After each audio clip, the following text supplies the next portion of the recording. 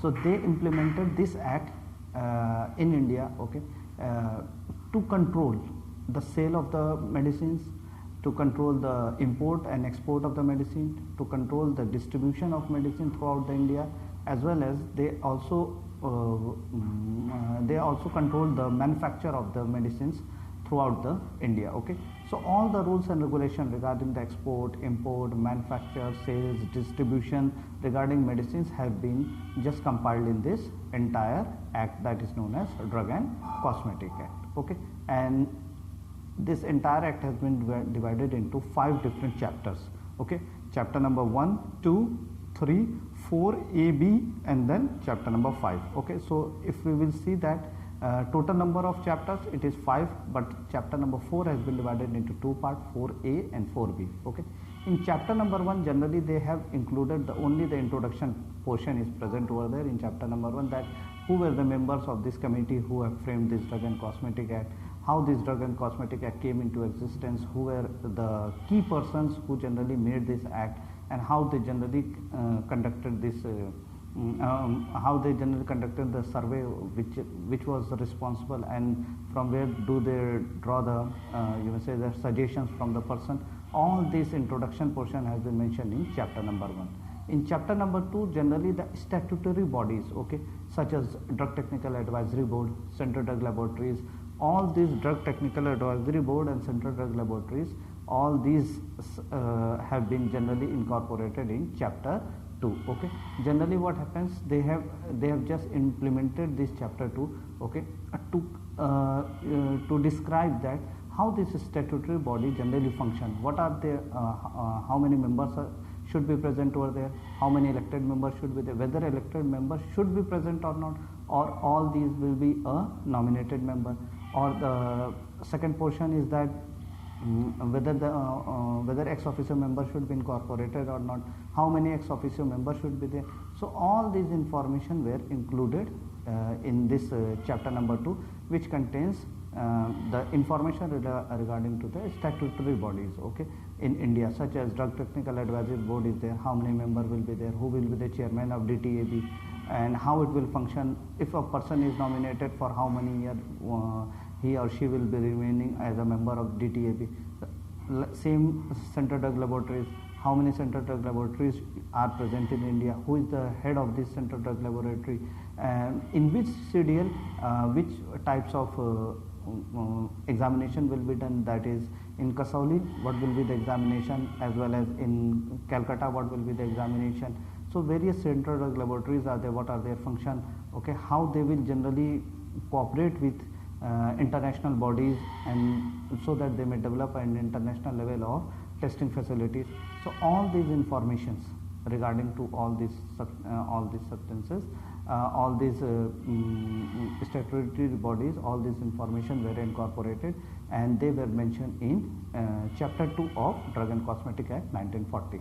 Okay, in chapter 3 generally they have mentioned in Drug and Cosmetic Act the import of all the medicine, such as if you want to import any medicine, okay, from foreign, okay, so who can import the medicine, from where do we get the license to import the medicine, if we want to send medicine outside, export medicine outside, from where do we get the medicine, from where do we get the license from the central government, how many types of forms are present for the export and import, okay, from where do we need any state this NOC or not, okay, how many forms are there, in which mode we can take the payment from any company. So all this information have been mentioned in chapter 3 of Drug and Cosmetic Act. It means that chapter 3 includes the import and export of all the medicines, okay, rules and regulation, all the rules and regulation related to the import and export of the medicine has been mentioned in chapter number 3, okay. And in chapter number 4 it has been divided into 2 portions, chapter 4A and chapter 4B, okay. So in chapter basically 4A generally manufacture, sale, distribution of all the drug and cosmetic which belongs to allopathy.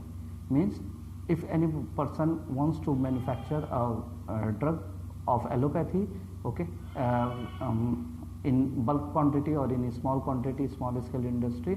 So from where he will get the license, okay? So he can just from where he will get the license, all the information has been mentioned over here, okay? And the next thing is that from where do we get if any person wants to prepare any cosmetics, okay, from where do he will get the license, okay, and what are the basic requirement for manufacture of this type of cosmetics and all those allopathic cosmetics and all those this drug are there, okay. So it can be all the details has been mentioned in chapter 4a, okay. So if any person wants to sell the medicine, okay, from where he will get the wholesale license, from where do we get from where do he will get the retail license, what are the license what are the different types of license, motor vehicle license are there, okay, on which form they are issued, okay, on which form the person has to apply, on which form they are issued to that person, okay, what are the basic requirement for a person to get those license, all the information related to the manufacture, for sale, for distribution of Drug and Cosmetic Act belonging to allopathy has been mentioned in chapter 4, okay. And in chapter 4a, okay, the same manufacture, sale and distribution of all the medicines have been mentioned, but these medicines are of Siddha or Unani.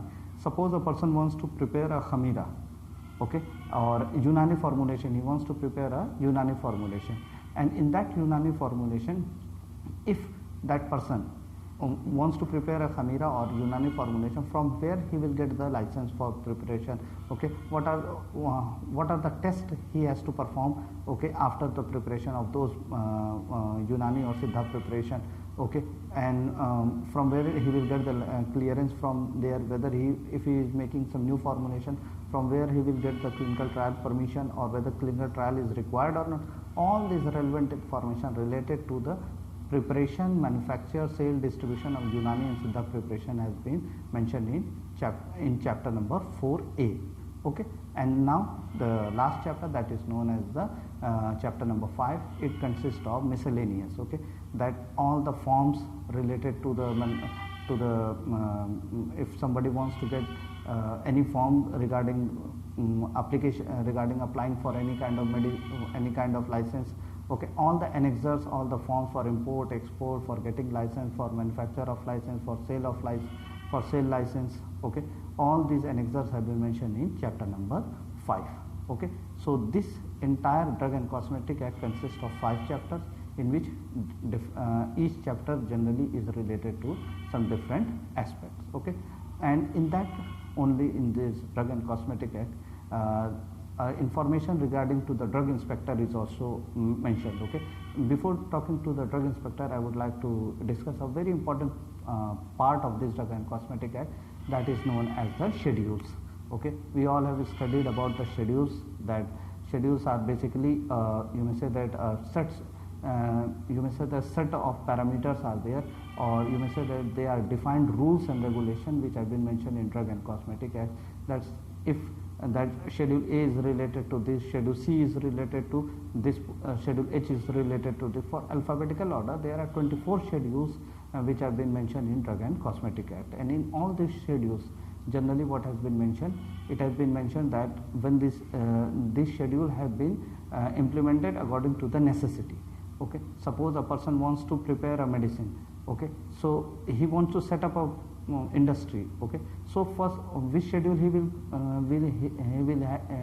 which schedule he has to open? He has to open the schedule that is known as schedule in which GMP has been mentioned, okay, schedule M, okay. And schedule M, in schedule M generally it has been mentioned that GMP is mentioned, that good manufacturing practice, what will be the space for preparation of a solid dosage form, what will be the space, how much space is required, what will be the factory outlet, okay, and what type of water outlet is present, what type of water outlet should be present, okay. All the relation and related information related to the good manufacturing practice for setting up of an you may say that factory is required, okay. All has been mentioned in schedule M, okay. And schedule N is minimum requirement for efficient running of pharmacy.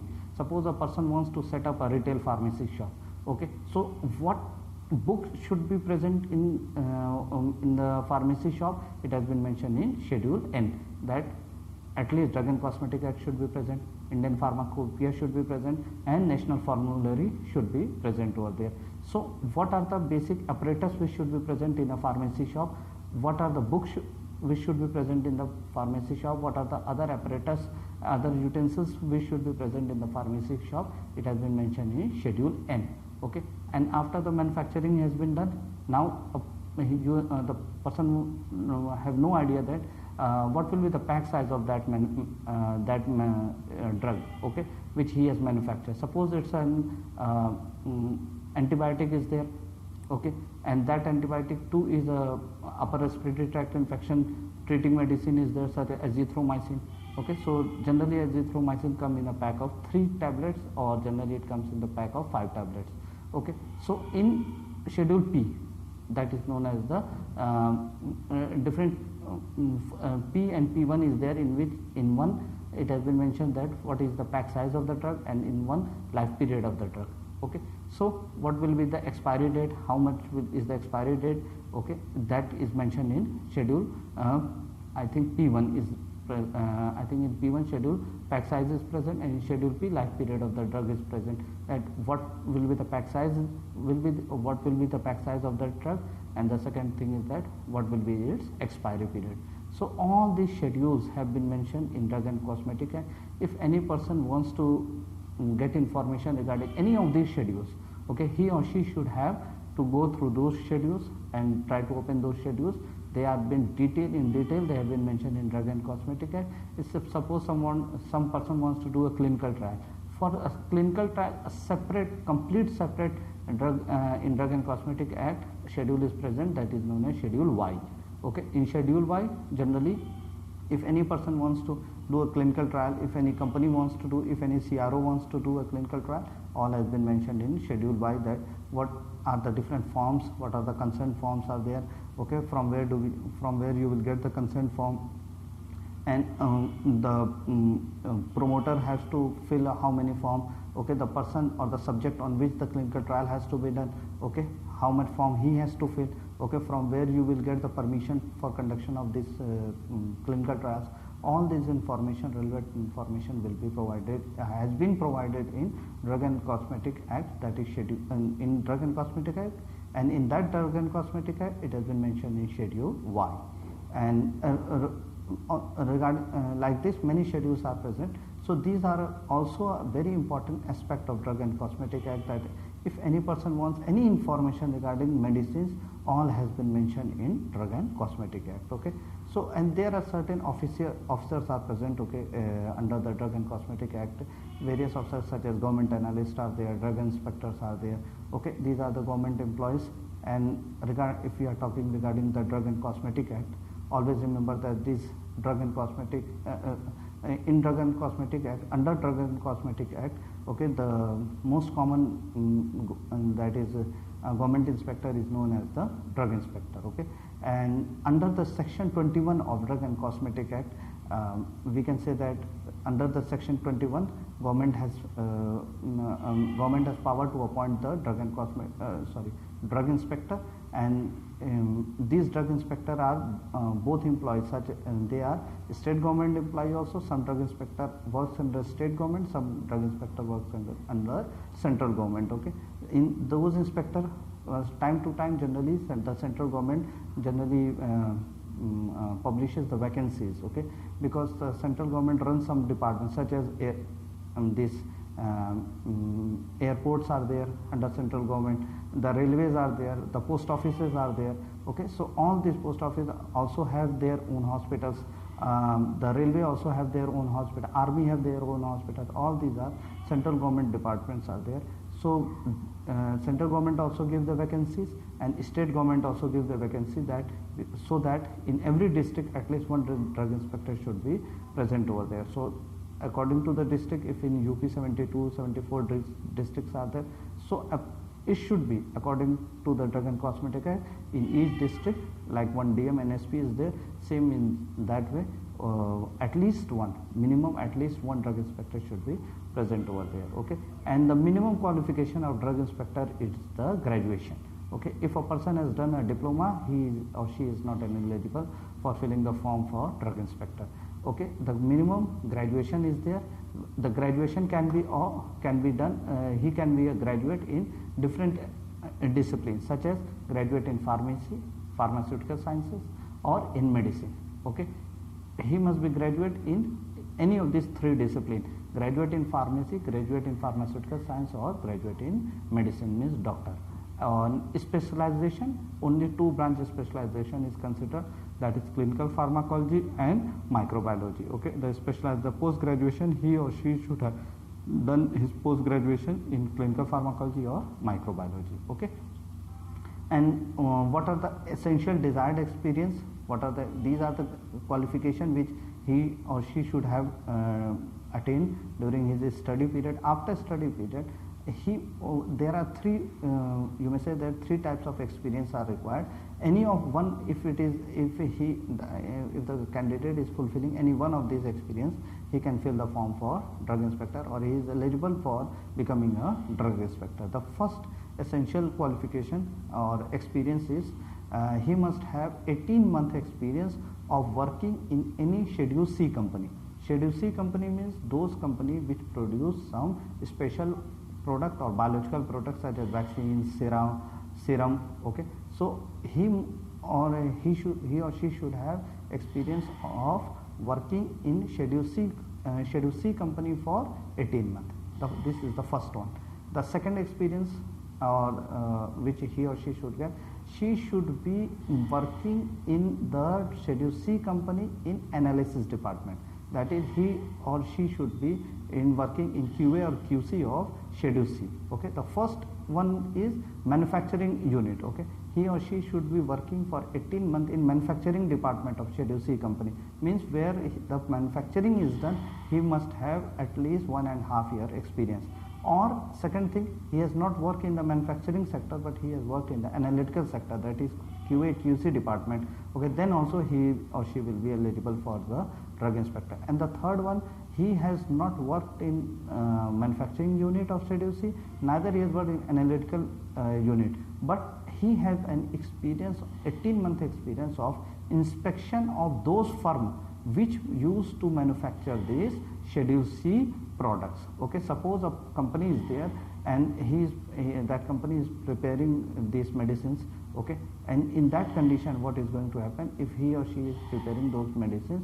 In that condition, the next person, the person who is willing to fill the form, that person, if he has experience in inspecting those companies, okay, for 18 months, all those different Schedule C companies, then also he or she will be eligible for filling the form, or he can appear in the written examination or interview, whatsoever will be the condition, he or she can be eligible for drug inspector. Okay, and what are the duties of the drug inspector? There are different duties of the drug inspector, in which the basic is there, that is known as to inspect both the premises, that is the manufacturing unit as well as the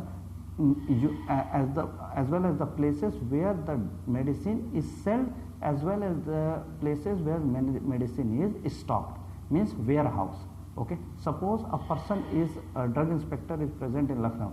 Okay, so all the manufacturing unit inside the district Lucknow, okay, he is the whole sole in charge. He can inspect any of the manufacturing unit at any time. Okay, without giving any prior notice, he can inspect the manufacturing unit as well as the sales unit. Sales unit means wholesale and retail shop, as well as warehouse. If some company has made their warehouse in Transport Nagar, then drug inspector has got the power to inspect all the warehouses where the medicines are being stored. Okay, so these are the two functions of the drug inspector, that is inspection of the manufacturing unit, inspection of the sales unit, inspection of the warehouses where the drugs are stored.